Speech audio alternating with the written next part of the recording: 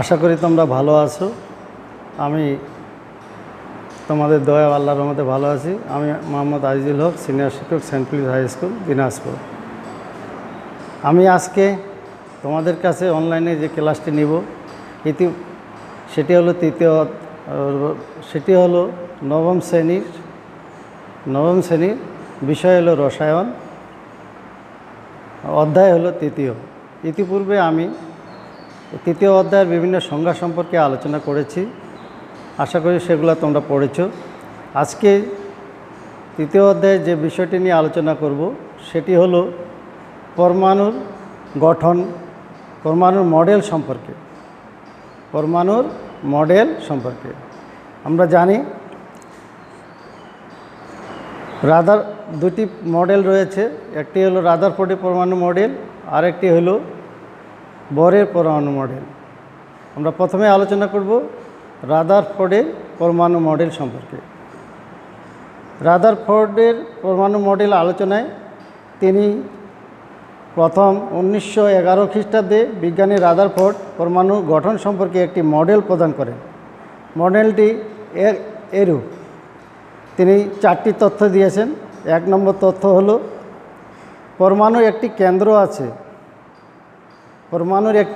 কেন্দ্র আছে। এই কেন্দ্রের নাম হলো নিউক্লিয়াস। নিউক্লিয়াসের ভেতরে রয়েছে প্রোটন এবং নিউক্লিয়াসের বাইরে রয়েছে ইলেকট্রন। যেহেতু আপেক্ষিক ইলেকট্রনের ভর শূন্য ধরা হয়, কাজে নিউক্লিয়াসের ভেতরে অবস্থিত প্রোটন এবং নিউট্রনের ভরই পরমাণুর ভর হিসাবে বিবেচনা করা হয়। এই ছিল তার 1 নম্বর তথ্য। দ্বিতীয় তথ্য, তাহলে 1 নম্বর তথ্য আরেকটু ব্যাখ্যা করে দেখো। একটি পরমাণুর গঠনের একটি চিত্র এখানে দেওয়া আছে। 1 নম্বর তথ্যে একটি পরমাণুর মাঝখানে যে গাঢ় পদার্থটি রয়েছে এটার নাম হলো নিউক্লিয়াস। আর চতুর্দিকে দেখো কক্ষপথের মতো কতগুলা রেখা রয়েছে। সেই রেখাগুলার মাঝখানে দেখো এখানে যে কিছু দাগ রয়েছে বা কিছু পদার্থ রয়েছে, এগুলোর নাম হলো ইলেকট্রন। এবং যেই পথে ঘুরে সেই পথটাকে বলা হয় কক্ষপথ। তিনি বললেন যে একটি নিউক্লিয়াস রয়েছে এবং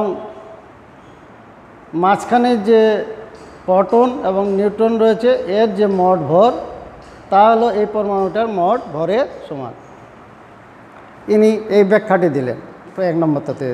2 নম্বরে বলল নিউক্লিয়াস অত্যন্ত ক্ষুদ্র এবং পরমাণুর ভেতরে বেশিরভাগ জায়গায় ফাঁকা থাকে। পরমাণুর ভিতরে বেশিরভাগ জায়গাগুলোই ফাঁকা থাকে। 3 নম্বর, সৌরজগতের সূর্যকে কেন্দ্র করে বিভিন্ন কক্ষপথে যেমন গ্রহগুলো ঘুরে, তেমনি নিউক্লিয়াসকে কেন্দ্র করে বিভিন্ন কক্ষপথে ইলেকট্রনগুলো ঘুরে। আমরা জানি সৌরজগৎ সম্পর্কে। সৌরজগৎ কি? তাদের সৌরজগতের গ্রহ, এই যে মঙ্গল গ্রহ, বৃহস্পতি গ্রহ, শনি গ্রহ, নেপচুন, এগুলো গ্রহগুলো, বৃহস্পতি গ্রহ, গ্রহগুলো কি নির্দিষ্ট কক্ষপথে এগুলো ঘূর্ণায়মান। আমরা ভূগোলে পড়েছি ছোট ক্লাসে। ঠিক ইলেকট্রনগুলো নির্দিষ্ট কক্ষপথে ঘূর্ণায়মান। কোন পরমাণু নিউক্লিয়াসে যে কয়টি প্রোটন, নিউক্লিয়াসের বাইরে সেই কয়টি ইলেকট্রন আছে। প্রোটন এবং ইলেকট্রন চার্জ একে অপরের সমান এবং বিপরীত চিহ্নে, তাই পরমাণুর সামগ্রিকভাবে চার্জ শূন্য। কী বললো? বলছে যে যে কটি প্রোটন নিউক্লিয়াসে থাকবে সে কটি ইলেকট্রনও বাইরে থাকবে। এরা হলো ইলেকট্রন সংখ্যা এবং প্রোটনের সংখ্যা সমান হয়, এরা চার্জ শূন্য হবে। এটা হলো তৃতীয় শর্ত। চতুর্থ হলো ধনাত্মক চার্জবাহী নিউক্লিয়াসের প্রতি ধনাত্মক চার্জবাহী ইলেকট্রন এক ধরনের আকর্ষণ বল অনুভব করে। ধনাত্মক চার্জবাহী নিউক্লিয়াসে একটি ঋণাত্মক চার্জবাহী ইলেকট্রন এক ধরনের আকর্ষণ অনুভব করে। অর্থাৎ এই ইলেকট্রনগুলো এইখান থেকে এটা আকর্ষণ করে, সেটার কথা বলছে সেই এক ধরনের বল আকর্ষণ করে। এই আকর্ষণ বল হলো কেন্দ্রমুখী বল। এই যে ইলেকট্রনকে কেন্দ্রের দিকে টানছে, এই আকর্ষণ বলটাকে বলা হবে কেন্দ্রমুখী বল। কেন্দ্রের দিকে যেহেতু বলটি অনুভবিত হয়, এই জন্য এটার নাম হলো কেন্দ্রমুখী বল। এই কেন্দ্রমুখী বলের কারণে পৃথিবী যেরকম সূর্যের চারদিকে ঘুরে, ইলেকট্রনও সেই রকম নিউক্লিয়াসের চতুর্দিকে ঘুরে। রাদারফোর্ডের পুরনো মডেলের সৌরজগতের সাথে তুলনা করা হয়েছে বলে এই মডেলটি সোলার সিস্টেম মডেল বা সৌর মডেল বলে। আবার এ মডেলের মাধ্যমে বিজ্ঞানী রাদারফোর্ড সর্বপ্রথম নিউক্লিয়াস সম্পর্কে ধারণা দেন বলে এই মডেলটিকে নিউক্লিয়ার মডেলও বলা হয়। এই ছিল রাদারফোর্ডের পরমাণু মডেলের 4টি শর্ত। এই রাদারফোর্ড পরমাণু মডেলটি দেওয়ার পরে বিভিন্ন বিজ্ঞানীগণ গবেষণা করে কিছু সীমাবদ্ধতা বা ত্রুটি পেয়েছেন। সেই ত্রুটিগুলো কি আমরা একটু আলোচনা করব। রাদারফোর্ড সর্বপ্রথম নিউক্লিয়াস এবং ইলেকট্রনের কক্ষপথ সম্পর্কে ধারণা দেন। তিনি সর্বপ্রথম একটি গ্রহণযোগ্য পরমাণু মডেল প্রদান করলেও তার পরমাণু মডেলের কিছু সীমাবদ্ধতা ছিল। সেগুলো কি? এক, এই মডেলে ইলেকট্রন কক্ষপথ আকার ও আকৃতি সম্পর্কে কোনো ধারণা দিতে পারেনি। 1 নম্বরের ত্রুটি ছিল যে ইলেকট্রনের যে কক্ষপথ সেটা কেমন আকৃতির, ব্যাসার্ধ কতটুকু, এই সম্পর্কে তিনি কোনো ধারণা দিতে পারেননি। 2 নম্বর ভুল ছিল বা ত্রুটি ছিল সৌরজগতে সূর্য ও গ্রহগুলো সামগ্রিক কোনো আধান বা চার্জ নেই, কিন্তু পরমাণুতে ইলেকট্রন ও নিউক্লিয়াসে আধান বা চার্জ আছে। কাজে চার্জিং সূর্য ও গ্রহগুলোর সাথে চার্জ বিশিষ্ট নিউক্লিয়াস এবং ইলেকট্রনের তুলনা করা হয়েছে। কাজেই চার্জহীন বস্তুর সাথে চার্জযুক্ত বস্তুর তুলনা সঠিক হয়নি। অর্থাৎ গ্রহগুলো যে পৃথিবীর চতুর্দিকে যে ঘুরছে বিভিন্ন কক্ষপথে, তারা চার্জহীন, কিন্তু আর ইলেকট্রন নিউক্লিয়াসের চতুর্দিকে ঘুরছে, এগুলো চার্জযুক্ত। কাজে চার্জহীন বস্তুর সাথে চার্জযুক্ত বস্তুর তুলনা করা হয়েছে, সেটা একটা ভুল ছিল। 3 নম্বর, একের অধিক ইলেকট্রন বিশিষ্ট পরমাণুতে ইলেকট্রনগুলো কীভাবে নিউক্লিয়াসের চারদিকে পরিবহন করছে তার কোনো ধারণা বা মডেলে দেওয়া হয়নি। অর্থাৎ কীভাবে সে পরিবহন করছে সেটা ধারণা দেয়নি। 4 নম্বর, ম্যাক্সওয়েলের তথ্যানুসারে ইলেকট্রন নিউক্লিয়াসকে কেন্দ্র করে ঘূর্ণনের সময় ক্রমাগত শক্তি হারাতে থাকে, ফলে ইলেকট্রনের ঘূর্ণন পথ ছোট হতে থাকে। এক সময় বেশি নিউক্লিয়াসের উপর, এক সময় সেটি কী করে নিউক্লিয়াসের মধ্যে এসে পতিত হবে এবং পরমাণু অস্তিত্ব বিলুপ্ত হয়ে যাবে, পরমাণুটি স্থায়ী আর হবে না। কিন্তু প্রকৃতিতে সেটা ঘটে না। ম্যাক্সওয়েলের তথ্যানুসারে রাদারফোর্ডের পরমাণু মডেল সঠিক নয়। এই চতুর্থ নম্বর যে ত্রুটিটি, সেটি একটু কথা বলি। তিনি কি বললেন, যে কক্ষপথে ঘুরছে, এরকম কক্ষপথে যে ঘুরছে, ঘুরে এরা কি করে ইলেকট্রন আলো বিকিরণ করে বা শক্তি বিকিরণ করে নিচের দিকে যেতে থাকে, এদিকে যেতে আসে কি হয়, এই কেন্দ্রে এসে পতিত হয়। কেন্দ্রে পতিত হলে পদার্থটি কোনো অস্তিত্ব থাকবে না। কাজে এটা গ্রহণযোগ্য নয়। আলো বিকিরণ করে ইলেকট্রন নিচের দিকে, কেন্দ্রের দিকে ধাবিত হয়। এই জন্য রাদারফোর্ডের পরমাণু মডেলটি গ্রহণযোগ্য সম্পূর্ণরূপে হয়নি, আংশিক রূপে গ্রহণযোগ্য হয়েছে। এবং এই 4টি ত্রুটি পাওয়া গেছে। এই 4টি ত্রুটির কারণে এটি বিশেষভাবে গুরুত্বপূর্ণ বলে ধরে নেওয়া হয়নি। তবে কিছু ধারণা তার রাদারফোর্ডের পরমাণু মডেল থেকে এসেছে, সেগুলো বিজ্ঞানীগণ আলোচনা করে গ্রহণ করেছেন। পরবর্তীতে 1913 খ্রিস্টাব্দে বিজ্ঞানী নিলস বর একটি মডেল প্রদান করেন, পরমাণুর একটি মডেল প্রদান করেন। এই মডেলে বরের পরমাণু মডেল, এই মডেলটাকে বলা হয় বরের পরমাণু মডেল। বর পরমাণু মডেল মতবাদগুলো এরকম: পরমাণুতে যে সকল ইলেকট্রন থাকে সেগুলো নিউক্লিয়াসকে কেন্দ্র করে ইচ্ছামতো যে কোনো কক্ষপথে ঘুরতে পারে না। অর্থাৎ এটা যে কোনো কক্ষপথে ঘুরতে পারে না, এরা নির্দিষ্ট কক্ষপথে ঘুরবে। মনে করো এই নির্দিষ্ট কক্ষপথে এরা ঘুরতে থাকবে, এই ইলেকট্রন এই কক্ষপথে ঘুরবে, এই ইলেকট্রন এই কক্ষপথেই ঘুরবে।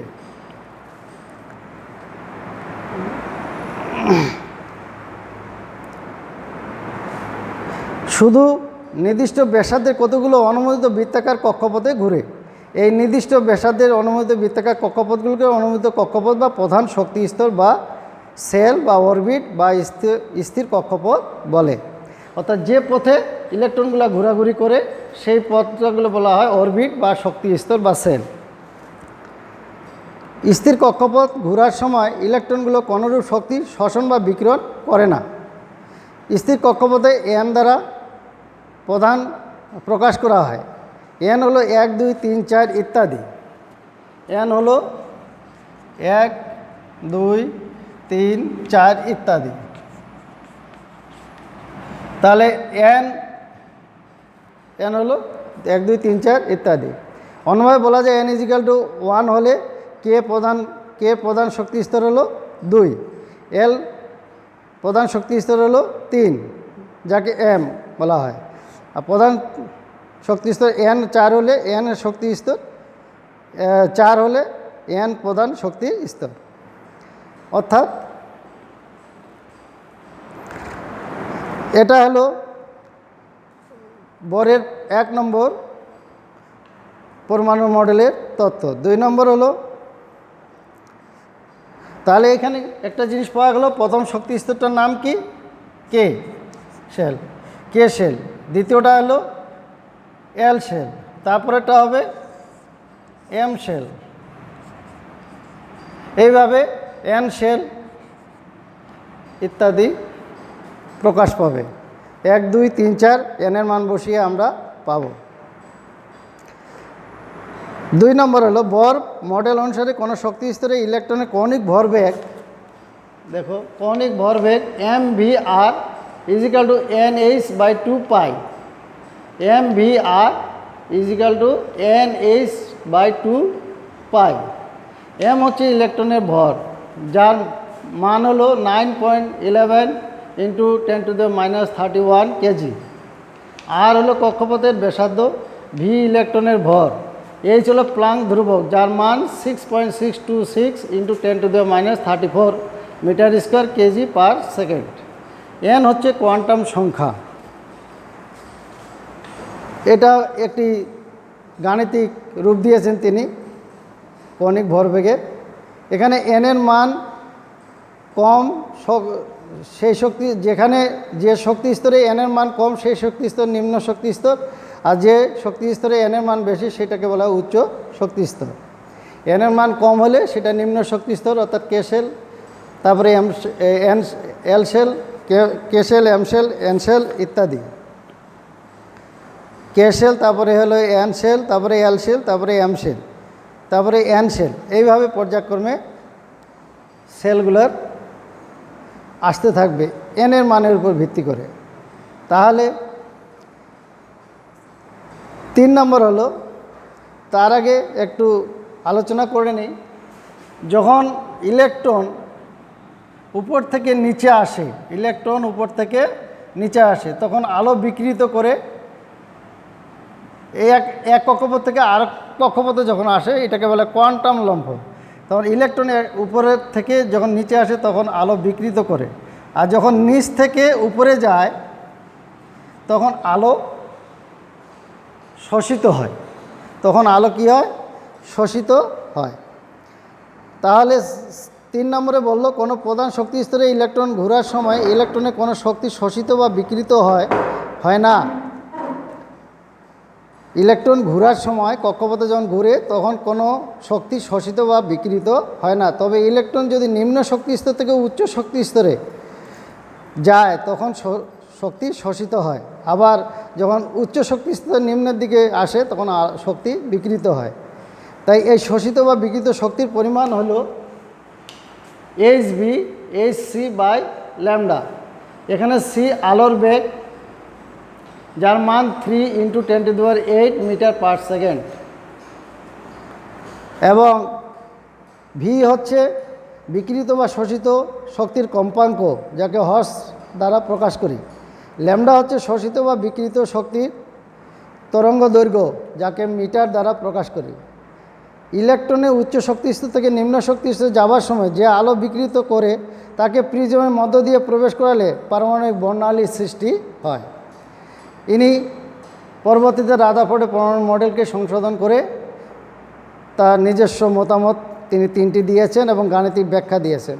তারপরও বিজ্ঞানীগণ আলোচনা করে এবং গবেষণা করে দেখেছে তার পরমাণু মডেলও কিছু সীমাবদ্ধতা রয়েছে, আবার সাফল্য রয়েছে। প্রথমে আমরা বরের পরমাণু মডেলের সাফল্য নিয়ে আলোচনা করি। 1, রাদারফোর্ড পরমাণু মডেল অনুসারে সৌরজগতে সূর্যকে কেন্দ্র করে গ্রহ উপগ্রহ যেমন ঘুরছে, পরমাণুতে ইলেকট্রনগুলো তেমন নিউক্লিয়াস কেন্দ্র করে ঘুরছে।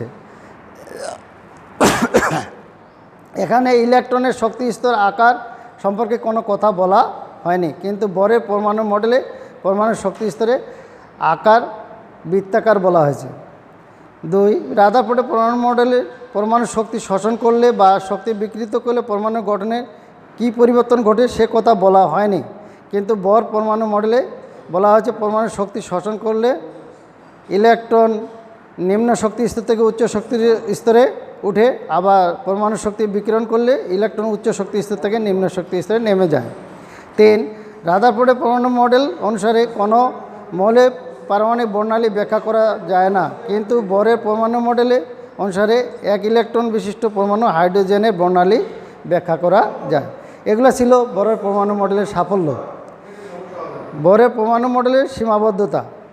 বর মডেলের সীমাবদ্ধতা বা ত্রুটি লক্ষ্য করা যায়। সেগুলো হচ্ছে: 1, বর মডেলের সাহায্যে 1 ইলেকট্রন বিশিষ্ট পরমাণু পারমাণবিক বর্ণালী ব্যাখ্যা করা যায় সত্যি, কিন্তু একাধিক ইলেকট্রন বিশিষ্ট পরমাণু পারমাণবিক বর্ণালী ব্যাখ্যা করা যায় না।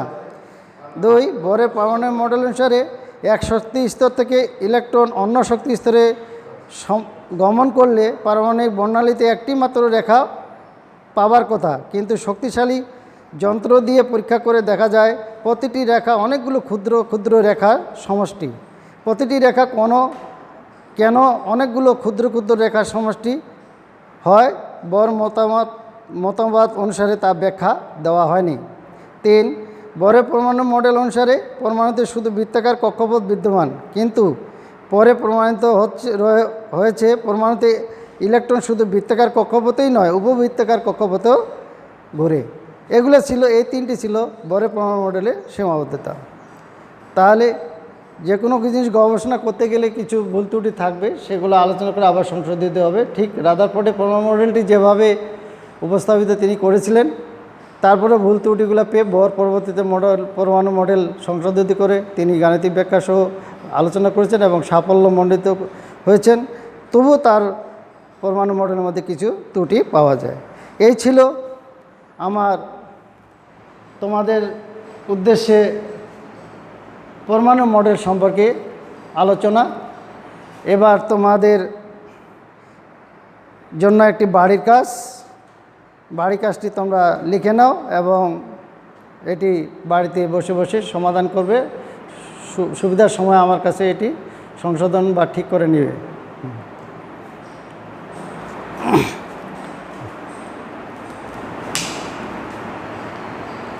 দেখো, প্রশ্ন তোমাদের জন্য 2টি চিত্র দেওয়া রয়েছে, 1 নম্বর চিত্র আর 2 নম্বর চিত্র এরূপ। প্রশ্ন হলো, পরমাণুর মডেল কি? খ, অরবিট ও অরবিটালের মধ্যে পার্থক্য লিখো। গ, উপরের উদ্দীপকের 1 নম্বর চিত্রের সাহায্যে পরমাণুর গঠন সম্পর্কে কি কি ধারণা পাওয়া যায় ব্যাখ্যা করো। ঘ, উদ্দীপকের চিত্র দুটি বিশ্লেষণ করে পরমাণু গঠনের জন্য কোনটি বেশি গুরুত্বপূর্ণ তা বিশ্লেষণ করো। একটু কাট করো। এখানে হবে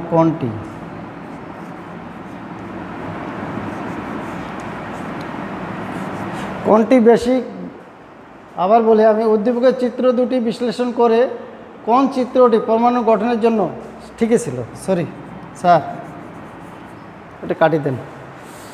আবার বলি, উদ্দীপকের চিত্র দুটি বিশ্লেষণ করে কোন চিত্রটি পরমাণুর গঠনের জন্য বেশি গুরুত্বপূর্ণ বিশ্লেষণ করো। এই বাড়ি কাজটি তোমরা সমাধান করবে এবং সুবিধা মতো সময় আমার কাছে দেখিয়ে নেবে। এই ছিল তোমাদের আজকের রসায়ন বিষয়ে আলোচনা। তোমরা ভালো থেকো, সুস্থ থাকো, স্বাস্থ্যবিধি মেনে চলো এবং নিজের লেখাপড়া সুষ্ঠু মস্তিষ্কে সুন্দরভাবে চালিয়ে যাও। বসে থাকো।